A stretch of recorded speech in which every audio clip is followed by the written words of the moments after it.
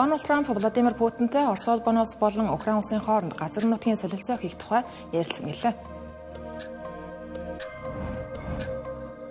Израиль улсын зэвсэг хүчин Хамас бүлэглэлийн эсрэг байлдааны ажиллагаагаа сэргээсэн байна. Хойд Македони улсад хууль бус лицензтэй байрлагад галт төмөр гарсны улмаас 59 хүн амьсгалаа алджээ. Энэ онд дэлхийд дахин эдийн засгийн өсөлт саарах төлөвтэй байна.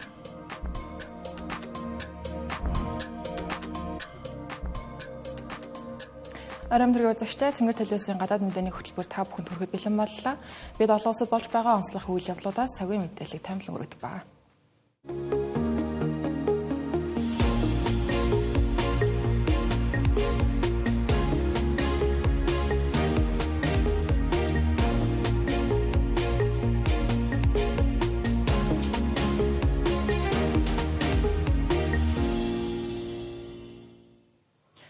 Өнөөдөр Америкийн нэгдсэн улсын ерөнхийлөгч Дональд Трамп, Орос улбаны улсын ерөнхийлөгч Владимир Путинээр утсаар ярьж, Украины дайныг эзлэх зорилготой галз зогсоох гэрээний асуудлаар санал солилцох гэж байна. За Кремлээс өгсөн мэдээллээр талуудын харилцан яриа Улаанбаатар хотын цагаар өнөө шөнийн 21 цагаас 23 цагийн хооронд болох төлөвтэй байна. Дональд Трампын цаг цагаараа галз зогсоох хэлэлцээрийг амжилттай байгуулж чадна гэдэгтээ итгэлтэй байгаа бол Украин улсын ерөнхийлөгч Володимир Зеленскийн хувьд эргэлзсэн боломжсон байр суурьтай байгаа юм байна.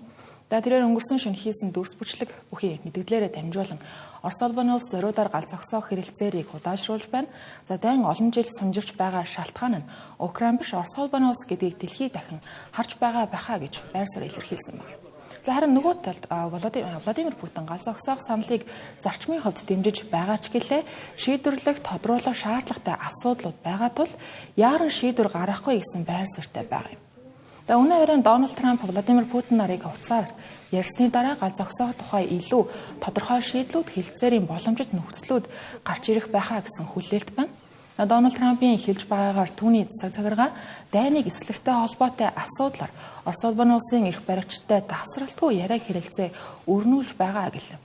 Тэдгээр яриа хэлэлцээнүүдийн үеэр хөндөгдсөн онцлог сэдвүүдийн талаар Дональд Трамп өнөө өглөө мэдээлсэн баг нь олон нийтийн анхаарлыг татсан хэрэг болж байна. Тэрээр Орос улбаны улс болон Америк нэгдсэн улсын дипломатууд энхийн хэрэгцээрийн хүрээнд Украин болон Орос улбаны улсын хооронд зарим өмч хөрөнгийг хуваах тухай ярилцж байгаа гэсэн байна. Гэхдээ Дональд Трамп ямар нэгэн газар нутаг барилга байгууламжийн нэрийг бол яриандаа дурдсангүй.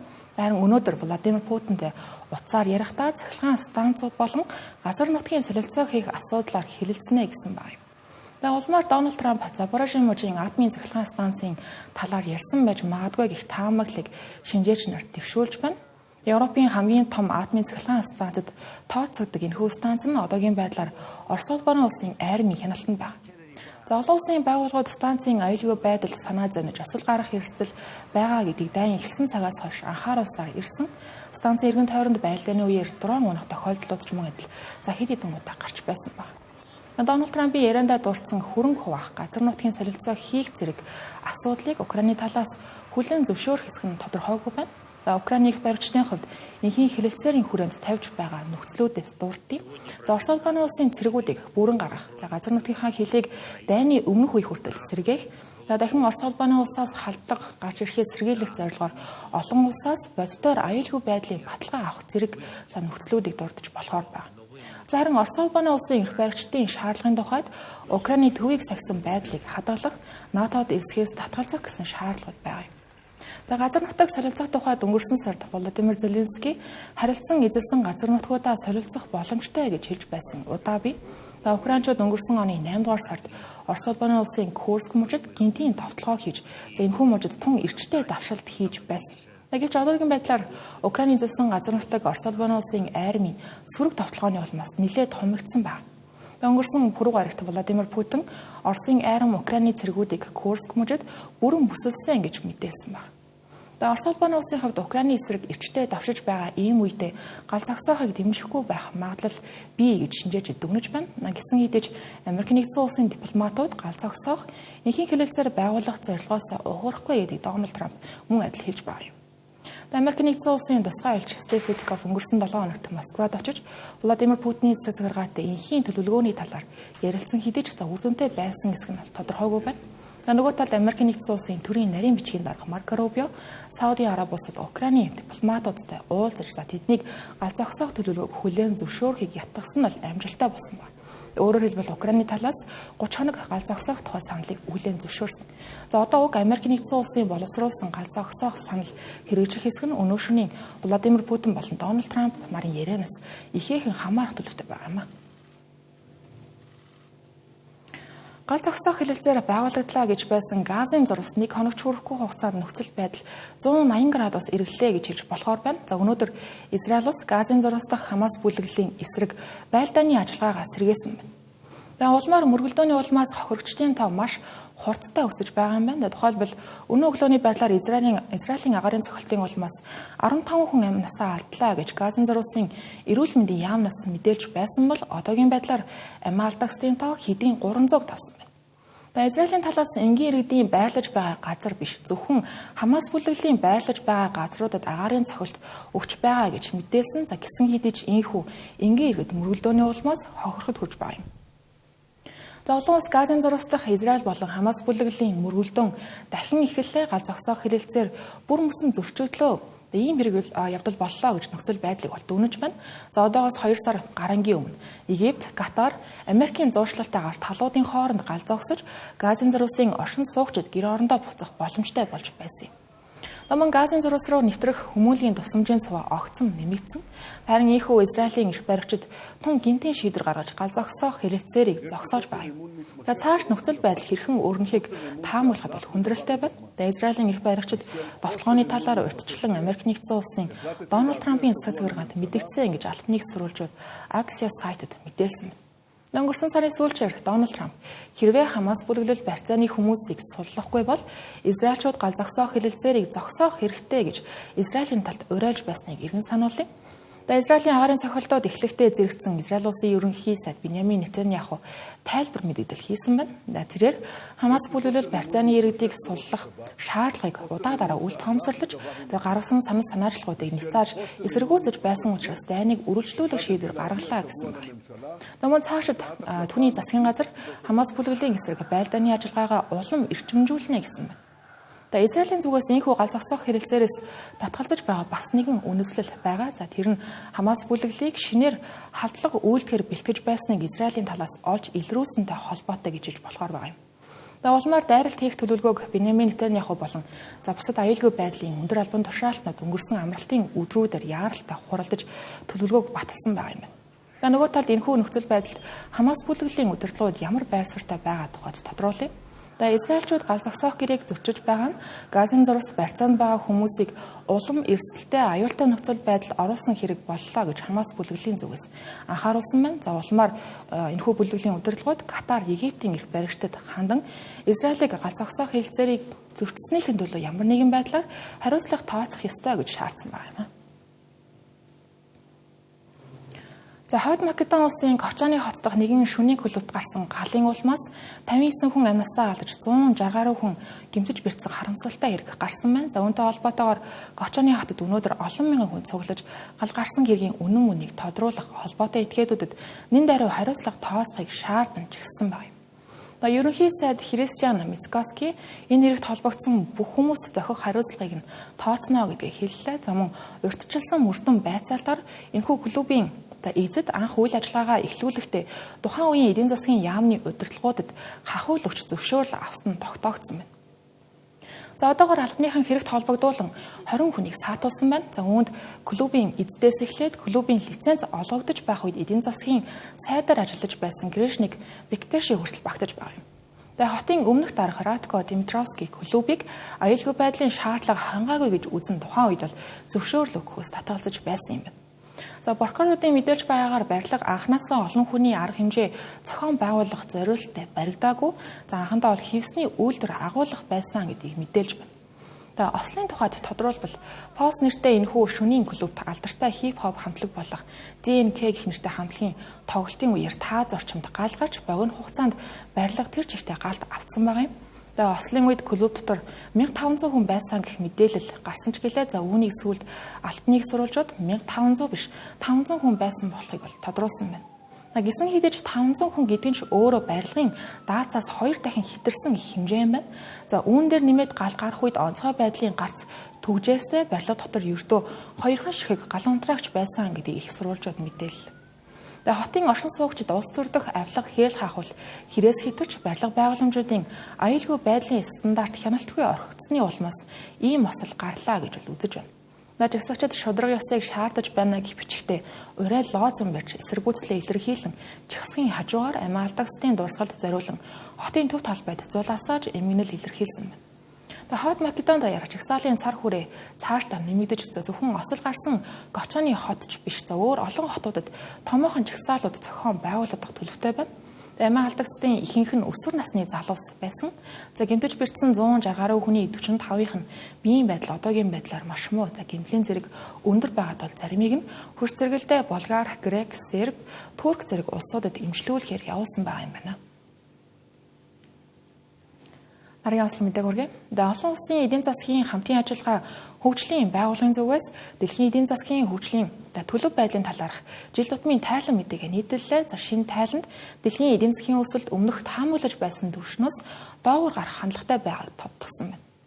Энэ нь Америк нэгдсэн улсын шинэ цаг цагаараа буюу Дональд Трампын санаачлан хэрэгжүүлж байгаа импортын бараанд ногдуулах тарифын бодлоготой холбоотой гэж судлаачид дүгнсэн байна.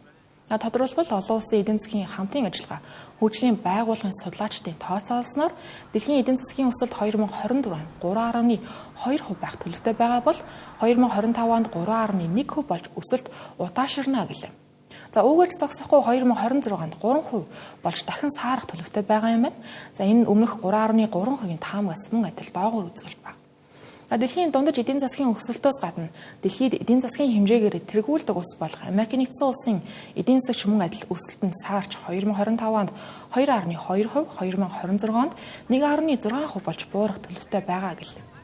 Тайланд цааш дурдсанаар дэлхийн эдийн засгийн өсөлтөнд сөргөөр нөлөөлж байгаа гол хүчин зүйлс нь Америк нэгдсэн улсын худалдааны бодлого, мөн геополитикийн эрсдлүүдээ гэгдэж байгаа юм байна. Хэрвээ Америк нэгдсэн улсын тарифын бодлогын улмаас олон улсын худалдаанд тодорхойгүй байдал үргэлжилсээр байвал эдийн засгийн өсөлт цаашид бүрчихээр саарах магадaltaй байгааг судлаачид анхаарууллаа. Дональд Трамп нь өнгөрсөн 1-р сарын 21-ээс эхлэн Америк нэгдсэн улсын ерөнхийлөгчөөр ажиллаж эхэлсэн байгаа. Тэрээр бүрэн эрхийнх нь хугацаа эхэлсэн даруйда Канада болон Мексик улсын бараа бүтээгдэхүүнд нэмэлт 25% тариф ногдуулах шийдвэрийг гаргасан. Шийдвэр энэ сарын 4-өөс эхлэн хэрэгжиж эхэлсэн. Үүнийх нь хариуд Канада улс Америк нэгдсэн улсын бараа бүтээгдэхүүнд хариу 25% тариф мөн ногдуулсан. Харин Мексик улсын эрх баригчдын хувьд хараахан яаран тариф ногдуулах шинжгүй байна. Мексик улсын ерөнхийлөгч Клаудиа Шейнбаум асуудлыг яриа хэлэлцээрээр шийдвэрлэх байр суурьтай байгаа гэдгийг илэрхийлсэн байна. Дональд Трампын хэрэгжүүлж байгаа тарифын бодлогын улмаас зөвхөн Америк нэгдсэн улсын эдийн засгийн өсөлт саарч байгаа юм биш. Тухайлбал Канада улсын эдийн засаг 2024 онд 0.7% өсөлттэй гарна гэж судлаачид тооцооллоо. Энэ нь өмнө нь тооцоолж байсан 2%-аас эрс буурсан үзүүлэлт болж байгаа юм. Үүгээр зогсохгүй Мексик улсын эдийн засаг 2024 онд өсөх биш харин ч 1.3%-аар агших төлөвтэй байгааг судлаачид олж тооцоолсон байна. Үүний өмнөх тайлан мэдээгээр судлаачид Мексик улсын эдийн засгийг 2024 онд 1.2%-аар өснө гэж таамаглаж байсан байна. Инфляцийн өсөлтийн тухайд олон улсын эдийн засгийн хамтын ажиллагаа хөгжлийн байгууллагын зүгээс инфляцийн шинэ таамагуудаа танилцуулсан байна. Ингэхдээ үнийн өсөлт өмнөх төсөөлж байсан хэмжээнээс өндөр байх төлөвтэй байгаа ч гэлээ олон улсад эдийн засгийн өсөлт саарах тул инфляцийн түвшин огцон өсөхгүй гэж дүгнсэн байгаа юм. Тухайлбал Америк нэгдсэн улсын инфляц энэ онд 2.8% байх төлөвтэй байгаа нь өмнөх 2.1%-ийн төсөөллөөс өндөр үзүүлэлт. Түүнчлэн 20 бүлгийн улсуудын инфляцийн түвшин дунджаар 3.8% хүрэх таамаг гарсан байна. Энэ өмнөх тооцоололоор 3.5% байсан байна. Шинэ тайланд дурдсанаар инфляцийн түвшинд гол нь нөлөөлж байгаа хүчин зүйлсийн нэг нь олон улсын худалдааны нөхцөл байдал. Тэр дундаа мөн л адил Дональд Трампын тарифын бодлогоо гэж дүгнэгдсэн байна. Хэрвээ Дональд Трампын цаг цагаараа тарифын бодлогоо буцаавал Америк нэгдсэн улсын төдийг дэлхийн эдийн засгийн өсөлт эргэн сайжрах боломжтой гэдгийг судлаачид зөвлөж байна. Мөн дэлхийн бусад улс орнуудыг худалдааны бодлогоо тодорхой болгох, худалдааны хязгаарлалтаас аль болох зайлсхийх, олон улсын зах зээлийг нээлттэй дүрм журмын дагуу ажилуулах шаардлагатай байгааг анхааруулсан байна. Цэнгэр телевизийн гадаад мэдээний хөтөлбөр үргэлжилж байна. Хөтөлбөрийн хэсэгт бид зарим мэдээллийг товчоор хүргэх болно.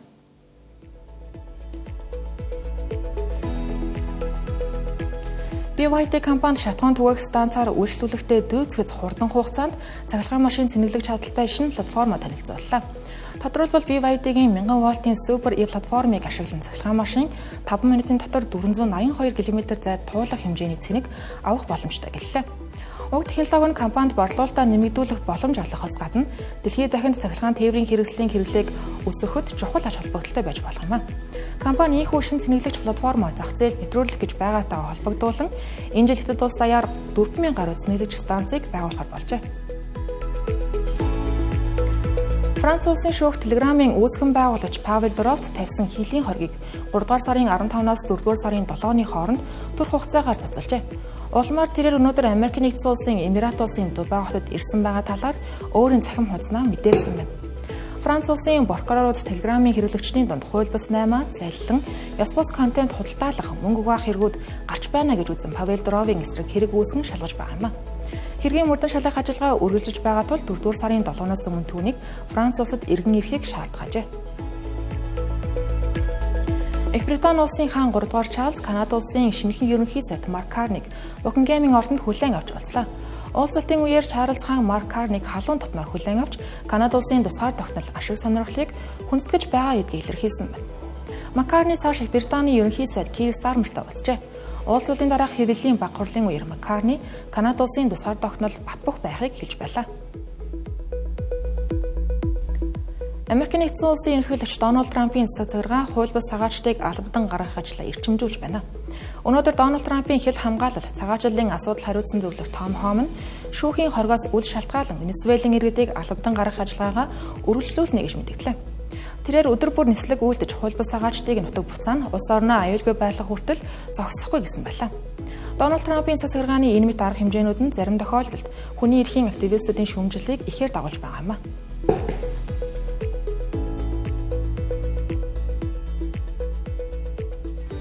Цэнгэр телевиз хатад мэдээгээ та бүхэнд хүргэлээ. Анхаарлаа хандуусаад баярлалаа.